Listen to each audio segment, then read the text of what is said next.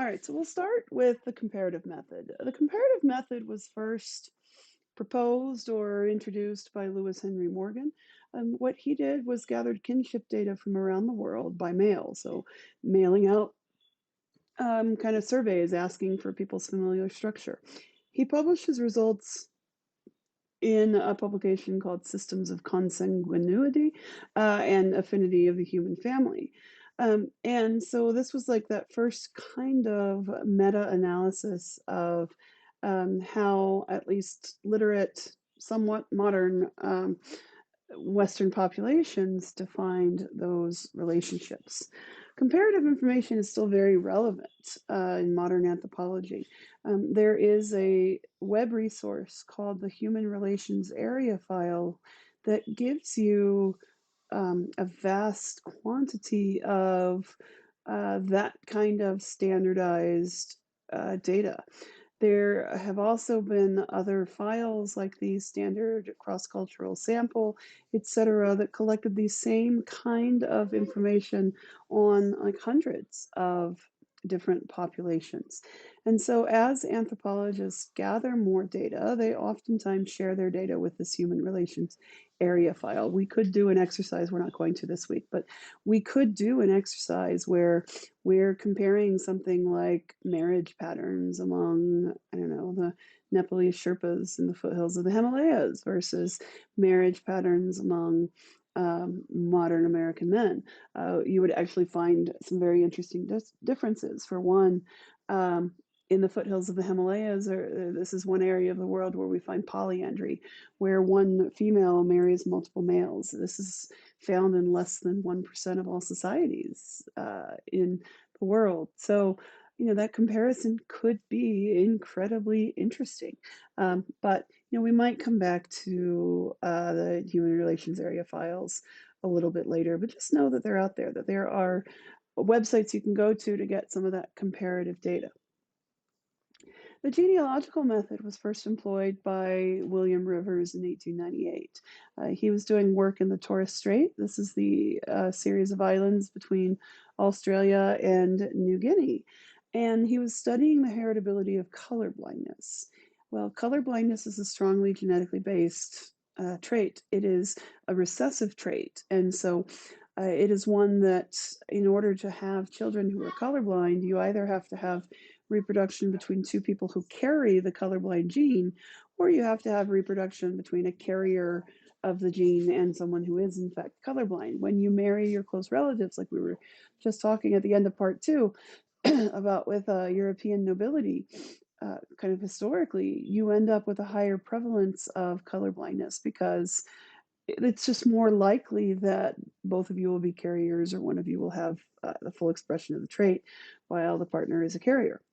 So the Torres Islanders used unfamiliar kinship terms. Okay, they classified people very differently than that standard kind of European technique. And so Rivers developed a simple systematic way of classifying kin according to their relationship to his informants. This is a system that's still used today. So to talk about that a little further, this is what it looks like, right? That probably doesn't convey a lot of information to you, does it? But it should. This is very similar to the family tree type process. So one of the things that the genealogical method uses are standard symbols. So if you look here, right, you see a triangle for male, a circle for female. For unspecified individuals, you've got a square. So that's when you don't know whether they were male or female. We could see the importance of a separate designation for people with trans identity. We might have to incorporate in modern times, particularly in modern politically correct kind of times, might have to alter that iconography, those symbols that we use. But particularly for genetically based traits, I mean, reproduction is mediated through males and females, and so having those symbols is biologically important. We see these lines here representing kids from the same cross. We see equals for marriage. We always see these referenced to an individual that we call Ego. So Ego's marriage here is this black triangle labeled Ego with this clear circle that and this marriage as this thicker kind of bar. We have these dotted lines kind of separating family units, and then we color these in um, on the basis of like these kinship terms that people use. So in this particular context, this particular genealogy, we are looking at a patrilineal group. How do I know that? Well, because if you trace the shaded symbols in, you find that they are passed through the male line. So here is, let's see, Ego's father, Ego's grandfather, Ego's great grandfather. Ego's great grandfather is shaded in dark. Ego's grandfather is because he's the male descendant of the great grandfather. Ego's father is, as well as Ego's father's siblings, his aunt and uncles, because they are that same male line. In Ego's direct family, the siblings are all shaded in.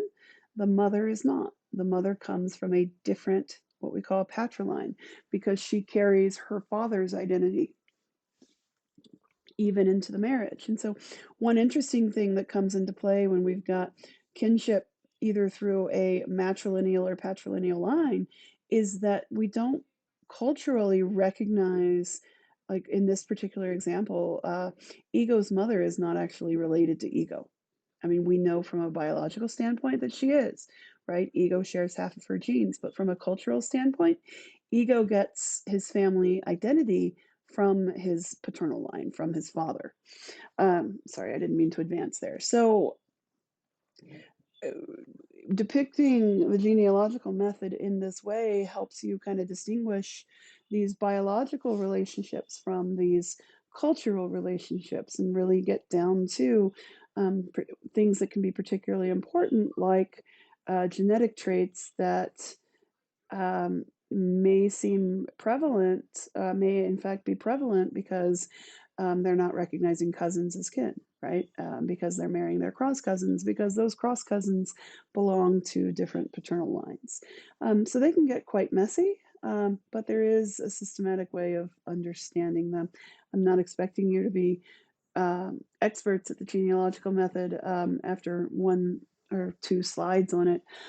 But you know, it's something you could apply to your own family as you reconstruct your family tree, right? The only thing different between this and a family tree is that we don't typically use circles and triangles to represent those things. Life histories reveal age-related aspects of social life. So as people go through life, they take on different roles in society and in social institutions. So for example, in a lot of non-literate, non-record keeping societies, males don't identify themselves by how old they are, by how many years have passed. Instead, they identify themselves as pre-warrior, warrior, and post-warrior. So for a lot of small-scale populations, males go through a puberty rite of passage that then sets them aside as some different construct, as some different status in society. And then once they hit about 30 or 35, they exit out of that puberty rite and are kind of inducted back into the society as a whole. So you'll watch the film Maasai Woman, and they'll show some footage of the Moran. Among the Maasai in Kenya, they're pastoralists, agro-pastoralists.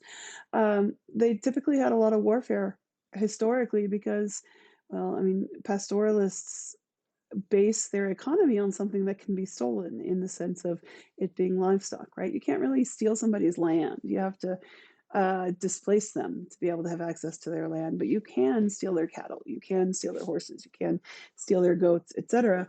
And so the kind of cultural reason why Maasai young men were set aside into this Moranhood was because they needed to be able to help defend their village's herd. So they would be inducted into Moranhood sometime between about 15 and 18 years of age.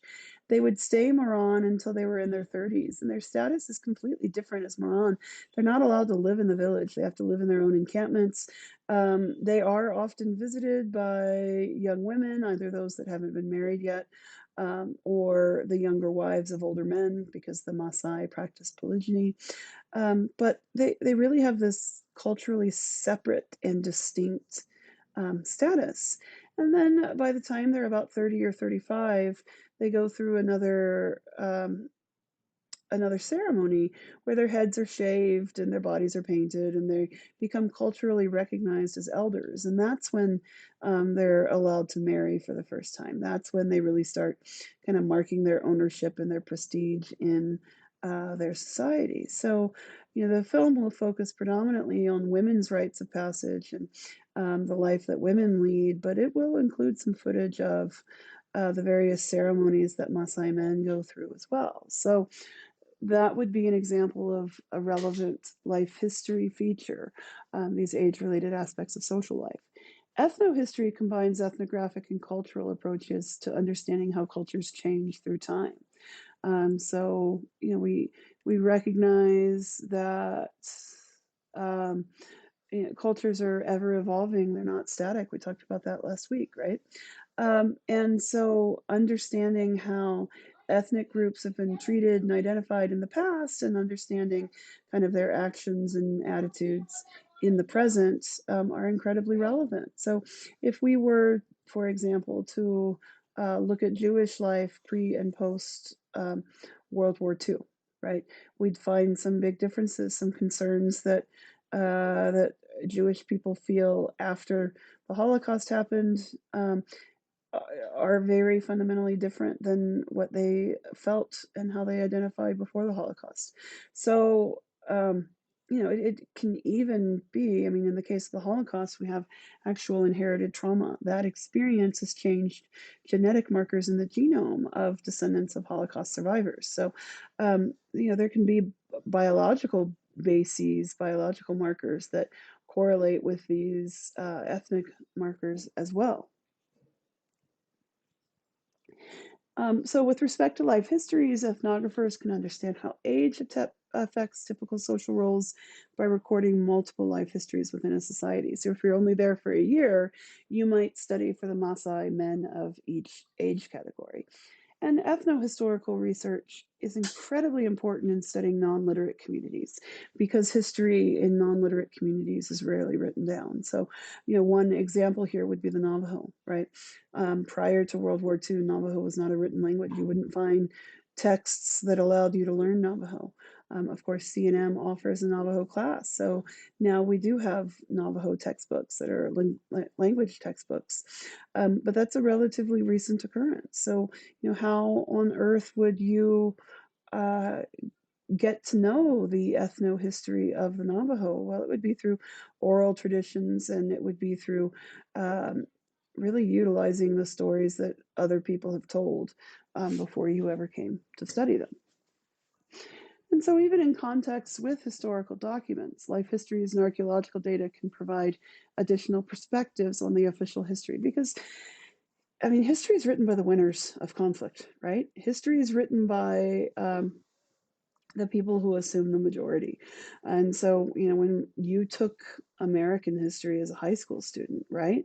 Um, you probably, unless you've had a teacher who's really focused on this process of decolonizing their syllabus, this is a really big social justice kind of movement in education right now, is making sure that you're using sources, you're using examples of cultures that are familiar to your students. So, if you've got a large proportion of Native American students, you might not use typical text written by white men, for example.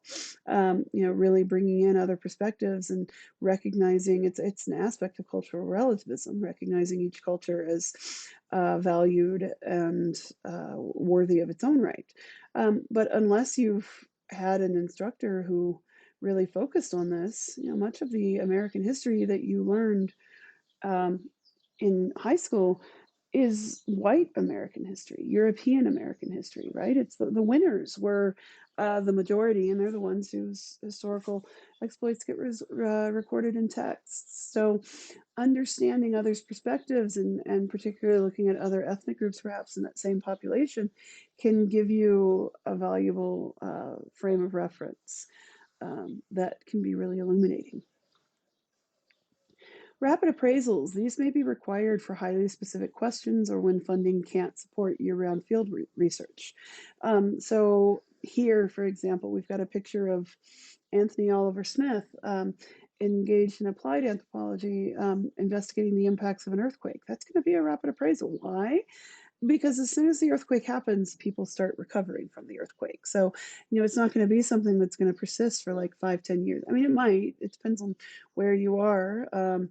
But it's going to be something that people move beyond and kind of heal from and uh, kind of repiece their lives together, albeit perhaps in a different way. So that kind of work, that kind of action anthropology requires um, doing things pretty quickly, measuring things, getting a lot of data in a very short period of time. We also call this parachute ethnography. Um, and so these are almost like akin to kind of like uh, rescue operations, right? These may include key informant interviews, focus groups, direct observations, community surveys or workshops, and even mini surveys. And so this is when anthropology needs to be done quickly because the event is a single snapshot in time that people quickly move beyond, or because you've only got funding for like a 3-week field season. So that brings us to action anthropology. Action research implies making a change. Okay, so in the 1950s, American anthropologist Soltax advocated for action anthropology. So if you look at this Venn diagram over here on the right, we've got participatory anthropology, right? This or participatory identity. This is part of your identity, your MO, your motives for that are simply an effect of living in a society. We also have action, which is an effect of your experience. And then we have research. This is where you're trying to expand your mind or gain some new knowledge or skill set. And action research, participatory action research, thrives or exists at the intersection of all three circles. So people who are engaging in participatory active action research make a concerted effort to integrate three basic aspects: participation in said society, action or engagement with experience and history, and research or stillness and thought and the growth of knowledge. So, what can this look like? Well, um, this could look like what's being done with Shamane by Hillard Kaplan and Mike Girvin. Now, they classify themselves as evolutionary anthropologists because they're looking a lot at kind of the biology of things and kind of this human evolved behavior. But they're still a good example of actual participatory action research. So a couple things. One of their students, Matthew Schwartz, when he was doing his dissertation research, Bolivia was hit by a flood, and this flood destroyed the villages of like I think it was like 150 different Chamane villages, and so Matthew had to use his research funding and his time, about 2 or 3 months of his time, simply engaging in rescue operations. He traveled, he ran a huge donation campaign because these people lost everything. They lost their pots and pans, they lost their farm fields, they lost all the clothing except was on their back, what was on their back. As they were fleeing the floodwaters, they were really only able to carry with them what they took. So, in the time after this flood, they were using like plastic refuse for plates and bowls and cups, right? Like cutting something vaguely spoon shaped from a 2-liter bottle of Coke to be able to have an eating utensil. So Matthew did a lot of on the ground work getting aid supplies to these populations. And then he did a lot of rebuilding work as well, helping these people get their villages reconstructed, helping them get food donations to get them through the time it was going to take for their taro and banana plants to start yielding again, etc.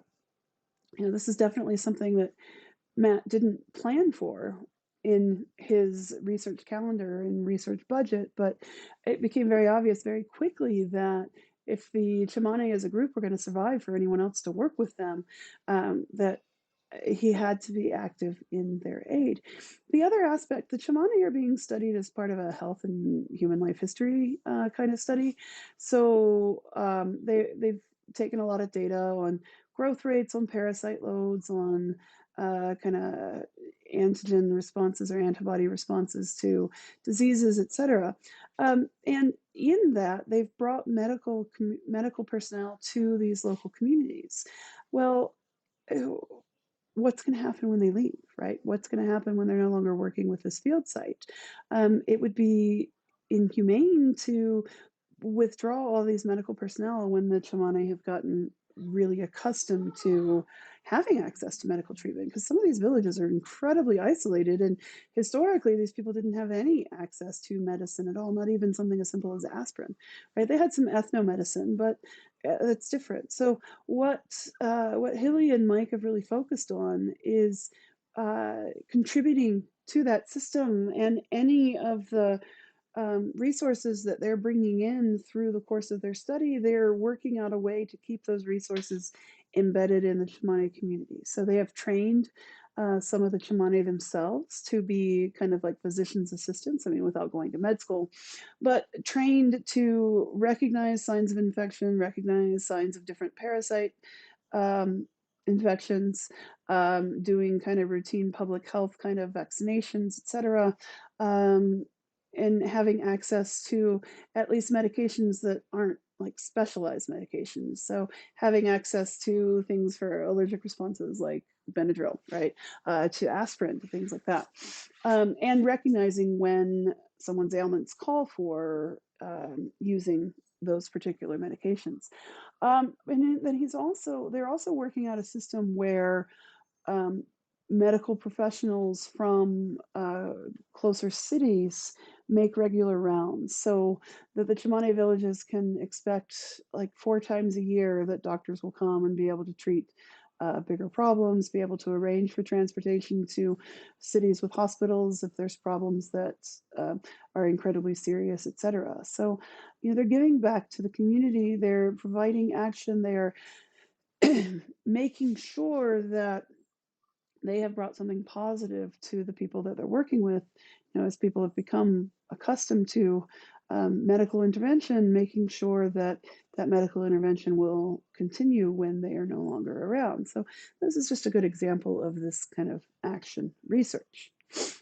Anthropology at a distance, sometimes people are unable to travel. That might be to war, political repression. We think about in primatology cases like mountain gorillas with the civil wars that have been present in Rwanda. In that event, anthropologists may choose to interview informants from the study community who've moved elsewhere. So we talk about, in anthropology, we talk about something called the diaspora. This is as people are becoming increasingly globalized and move to other areas of the world. They bring aspects of their culture and their identity with them. There's a big, for example, African diaspora in the New World because of the slave trade. That a lot of those cultural ideas, I mean, we think about voodoo down in places like the bayou of Louisiana and in the Caribbean, right? A system of religion that's we think of as black magic or witch doctors, right? Voodoo dolls and all that come out of more animist African religions in the areas that these slaves came from. So we can work with the diaspora. We can do phone interviews. We can do Zoom calls, etc. You think about anthropology in the age of coronavirus, right? Is it ethical for white Western anthropologists now to go make contact with isolated tribes in the Brazilian Amazon? Probably not, unless they were already living with those isolated tribes, in which case they may have to stay there. That might be the safest course of action. Or they might be kind of repatriated. They might be kind of quote unquote rescued or removed from that and sent back to their home countries. But it's not a time for us to mount a study into the Brazilian Amazon for tribes that are relatively low on outside contact, because by doing so, we will expose people to a higher risk of disease and disease that could wipe people out. So, for example, during World War II, Ruth Benedict was unable to pursue field research in Japan, and so she interviewed Japanese people in the United States. And of course, many of those were in internment camps, right? Published her work in Chrysanthemum and the Sword. So, wars, famine, political repression because of dictatorships, etc. We're not doing a lot of cultural anthropology in North Korea, for example. Um, but that can also be disease outbreaks. It can be, other forms of unrest as well. And then secondary materials. Important as firsthand fieldwork is to cultural anthropology, we can learn a lot from secondary materials. These things can be read critically, but we have to recognize that the authors have motivations and potential biases, and we have to take those into account. When we're reading colonial documents, we got to recognize this whole idea of like manifest destiny, right? The Europeans justified colonialism because they felt like they had an obligation to bring quote unquote civilization to the world. All right, so then what special challenges do anthropologists face when they work with their own societies? We call this native anthropology. When you're working in your own kind of local population, you've got some benefits and drawbacks of familiarity. You're familiar with language, so that's not as hard to get over. You're familiar with the customs, but that can also blind you to patterns that would be obvious to an outsider.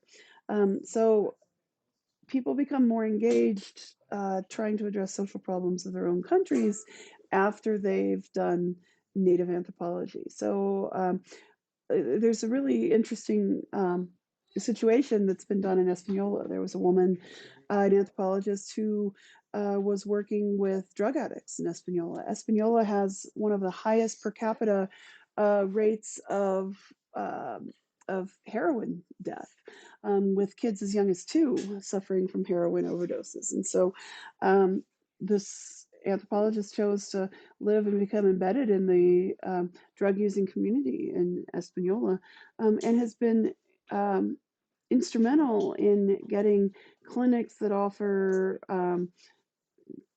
some of those rescue meds, other medications that can help one um, overcome their addiction to heroin. So, really kind of recognizing a local but very realistic problem, and taking action. But, a situation that perhaps she wouldn't have encountered. She's trying to draw light to the problems in a community with which she's familiar, but also has to be careful in any of her published work, right? Because her work could be used to implicate people, to arrest people, to place drug charges on people that really are battling with serious addiction. So, thinking critically about ethnography, the methods associated with action anthropology become political commitments. And so, therefore, they may be less quote unquote objective. If you're engaging in social justice kind of action, um, you sometimes become blind to outside views to certain problems. So you become so focused on justice and kind of changing politics that you might not recognize some of the problems that are inherent in whatever it is you're working with. So, how would you respond to such a claim?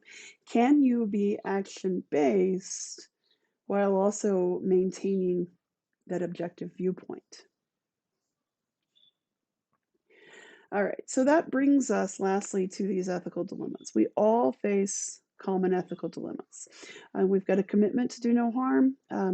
We've got to consider to whom anthropologists are the most responsible and who should control anthropology's findings. In order to do no harm, one of the techniques that anthropologists often use is pseudonyms for informants in their published accounts. That would certainly be important for like this anthropologist who was studying heroin addiction in Espanola, right? Espanola is not a large community. And so giving too many personal details about her informants, even just giving kind of like a genealogy of without using names, or recognizing the role that that person plays in the community, could identify them and then bring legal action down upon them. Margaret Mead altered details about the adolescent girls that she interviewed, so they couldn't be identified, especially to those who engaged in socially disapproved patterns like premarital sex.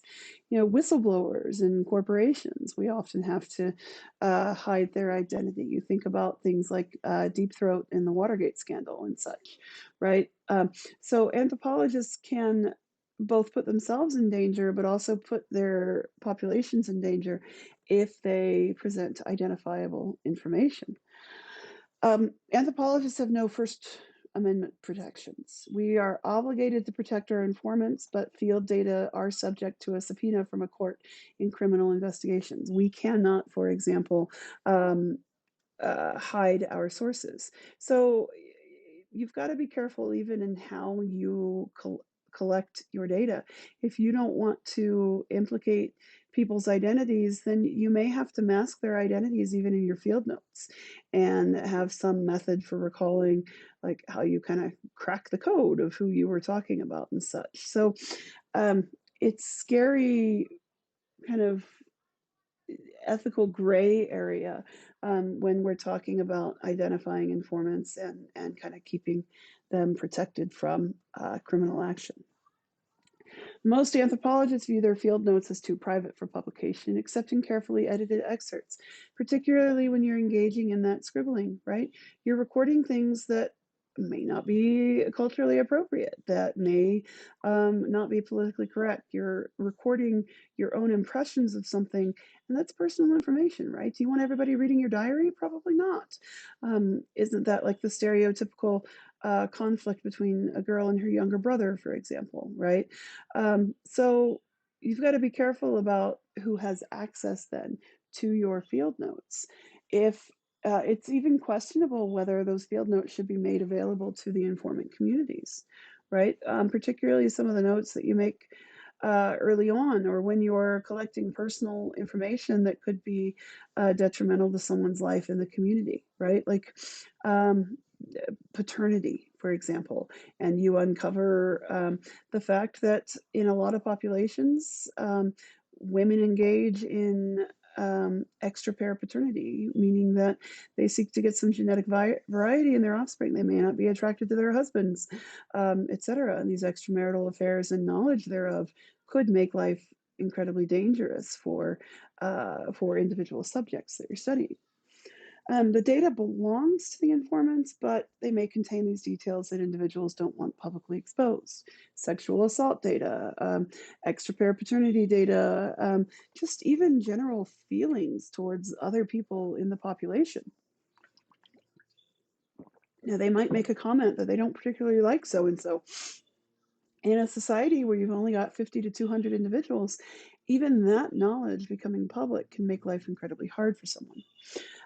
There have been efforts by the US government to embed anthropologists in war units. And so this begs the question of during wartime, are anthropologists obligated to their informants, their government, or both? In World War II, many anthropologists assisted in the war effort. Ruth Benedict, Sir Edmund Leach, E. Evans Pritchard, Gregory Bateson, for example. There was a project that was engaged by the US military called Project Minerva after 9/11, where the government wanted to embed social scientists and particularly anthropologists with combat units in the US wars in Iraq and Afghanistan. This created an incredible um, ethical controversy. Some of these things, they wanted to find people who were literate in these languages to help identify like rebel holdings and stuff, to help identify areas of the country or things, features on the map where they might be more likely to find quote unquote terrorists. Um, one of the big ethical obligations of anthropologists is to do no harm. But if you're embedded in military units, then your subjects may feel like you're supporting that military effort, and you may, in fact, through your association with the military, bring military activity to the population that you're working with. So the American Association of Anthropologists came out very strongly in opposition to Project Minerva, saying that it violated that first ethical tenet of do no harm. So, do we have a moral obligation to fight terrorism, or do we not? And so, the AAA condemned this Project Minerva and what they call the Human Terrain System program, arguing that we might be forced to take sides to balance military and anthropological responsibilities. But this put a lot of American anthropologists at risk, in particularly in the countries where they work. And so, in addition to disguising the identity of informants, we often, as anthropologists, disguise the identity of a village or community to protect it from scrutiny by outsiders. But sometimes this is objected to by the people that we're studying. Sometimes they want this information put out in the greater world. So, our last think critically here is how should we act in a situation like this, right? Particularly if we are being asked by the community to bring this information to the outside world, or we're being asked by our funding sources to bring this information to the outside world. We've got this very ethically gray area with no distinct perfect solution.